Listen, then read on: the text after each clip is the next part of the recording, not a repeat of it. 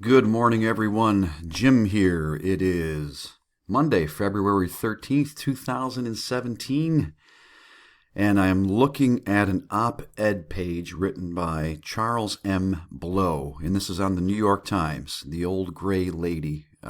Not a source that I would generally refer to, but anyway, this op-ed page is interesting and worthy of note. It is called The Power of Disruption. And I'll read you a small amount of it here. The Trump resistance movement is stretching its wings, engaging its muscles, and feeling its power. It is large and strong and tough. It has moved past debilitating grief and into righteous anger, assiduous organization, and pressing activism. Welcome to the dawn of the fighting mad majority, the ones who didn't vote for Trump and maybe even some who now regret that they did. They are charging forward under the banner of sage wisdom that has endured through the ages. Show up, get loud, and fight back. Do it with your body and your words, with your time and money, with every fiber of yourself. They see what this dawning regime means, and they don't intend, not even for a second, to wait around to see what happens. Quote, what happens, end quote, is happening right now, and it's horrific. Donald Trump is a vulgar, uninformed, anti-intellectual, extremely unpopular grifter, helming a family of grifters who apparently intend to milk their moment on the mount for every red cent. Okay, I'll stop there. Again, these are not my words. These are the words of Charles M. Blow.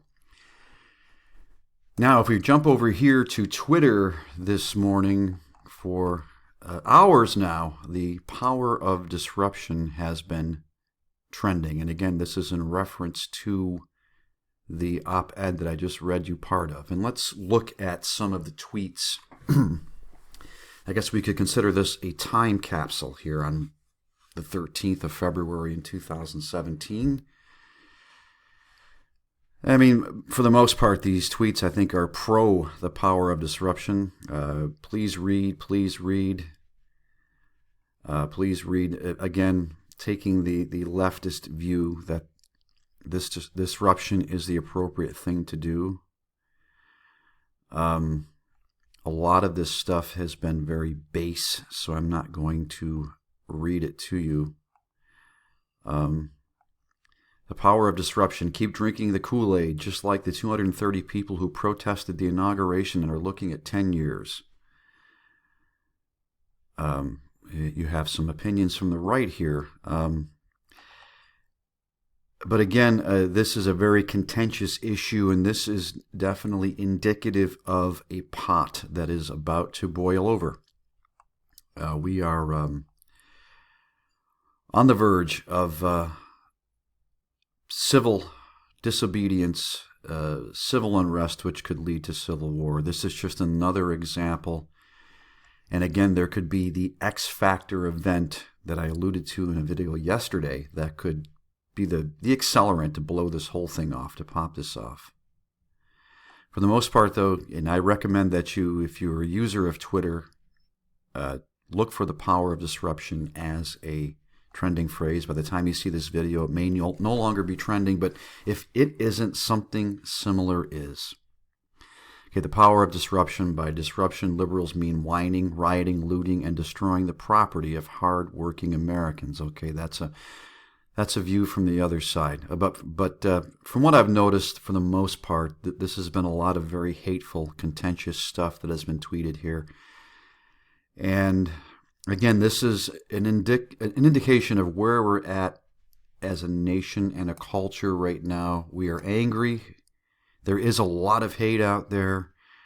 We are on the verge of serious violence, and I would again recommend to everyone to please be very careful. Now, I do believe that just like Barack Obama was installed as president, I believe that Donald Trump is as well. He was picked out by the elites to do a particular job.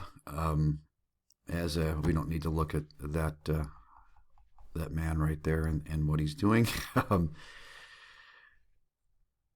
As a follower of Christ, I personally don't subscribe to a particular political party, but as a follower of Christ, I do certainly lean conservative. But I am not a worshiper of presidents. I don't think that presidents are the be-all, the end-all, the do-all, the panacea that are either going to fix a nation or drag a nation down. They're tools. They are being used by the powers that be, by the central banks, by people like George Soros and the Illuminati, the Bilderbergs. This is just another step closer to what will probably lead to massive civil disobedience, if not civil war. So in closing, as I'm running long here, I don't know why I keep rolling up there. That's a very disgusting GIF image.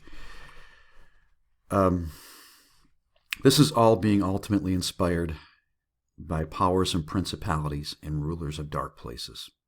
This is all part of the effort of bringing in what will be the one world government, economic system, and religion. This is all part of the bring down of America. Know Jesus as your Savior and Lord. Draw strength in Him. Practice peace. Now, don't be a pansy. Don't allow your butt to get kicked out there. Defend yourselves by all means, but do not be an instigator of trouble. The old phrase is, keep your nose clean, and I would highly recommend that. The pot is about to boil over. I can't say when, but be careful. Be watchful, as they say in the military. Watch your six. Keep track of the power of disruption on Twitter. Read that article. I personally don't consider it to be reading that will change your life or inspire you. It may inspire you to do all the wrong things, but it's worth a look at. You need to know what's happening on all sides out there. You need to truly know your enemy, and you need to know your friends, and who your ultimate friend is, and that is the Lord. I'll link it all below. Thank you, folks. I'm Jim. Please hit the subscribe button. Check out my links as well. Thanks for spending some time with me. God bless you, and I'll see you soon.